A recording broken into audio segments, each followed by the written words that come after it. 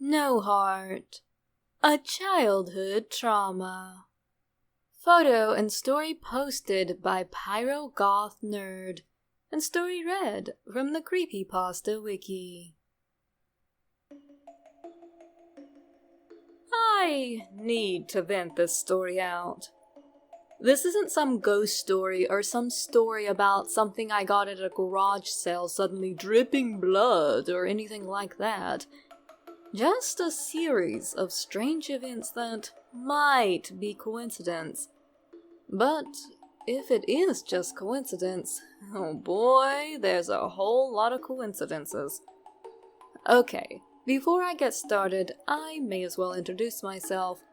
My name is Sarah, and I currently live in Attica, Wyoming, although I grew up in Hyde Park, New York.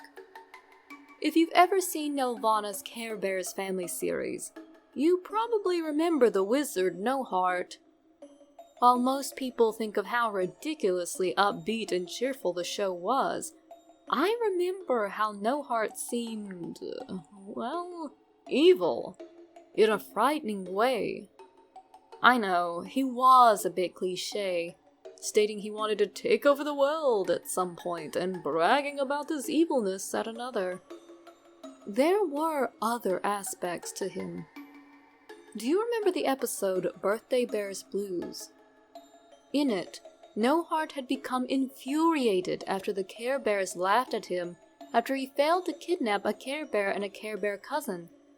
I only remember Gentle Heart Lamb was one of the Care Bears in the attempted kidnapping. He then concocted a plan to trap the Care Bears in a maze, where they would be separated and he could take them down one by one. Once they were trapped in the maze, he turned into a tiger and then hunted them down.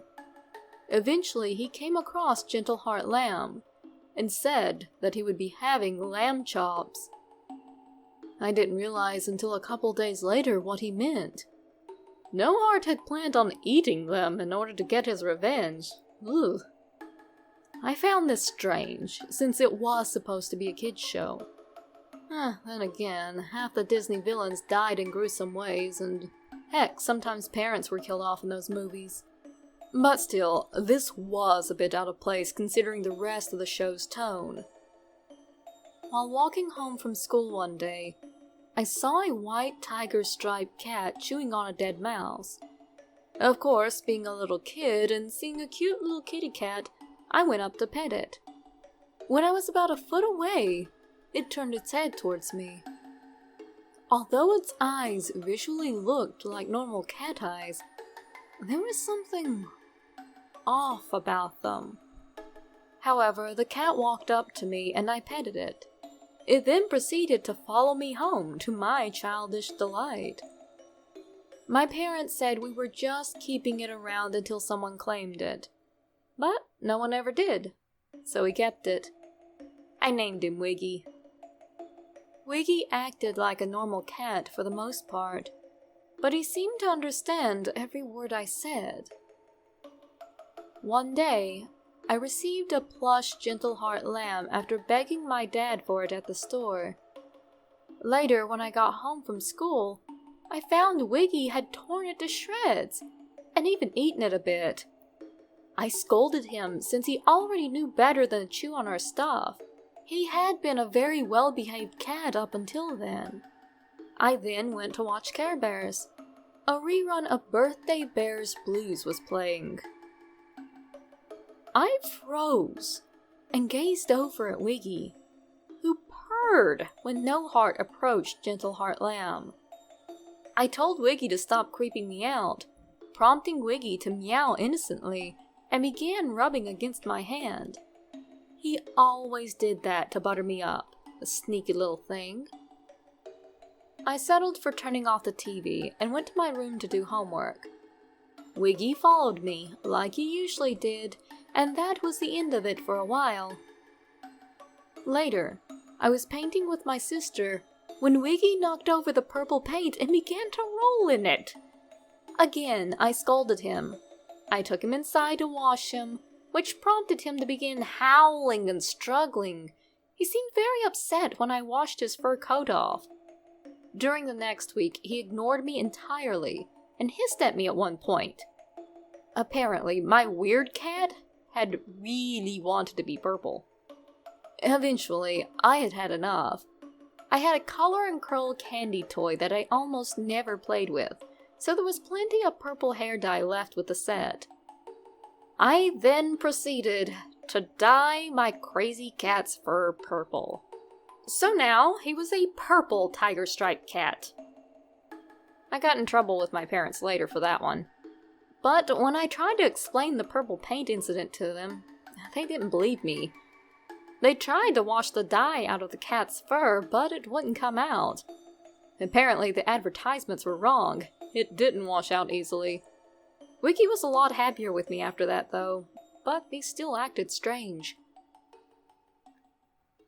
One night, I couldn't sleep, even though I had laid there in bed all night, and I started to get up to go to the bathroom downstairs. When I got to the top of the stairs, I stopped. I could hear a male voice coming from downstairs. I couldn't recognize the voice, although it did sound familiar. I also couldn't make out what he was saying.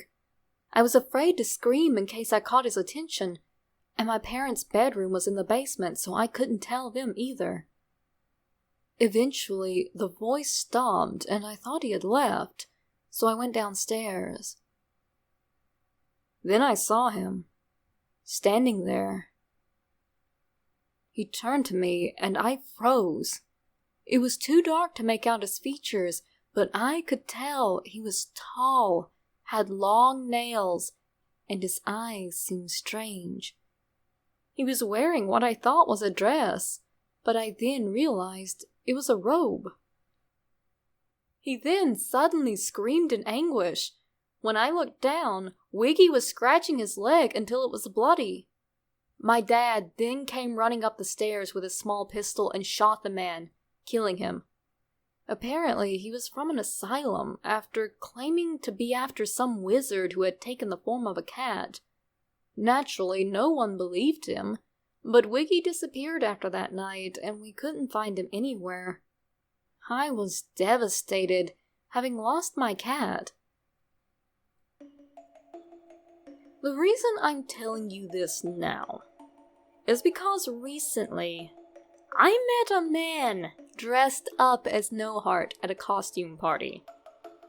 He had purple hair, was holding a torn Gentle Heart lamb stuffed animal, and his name was Wiggins.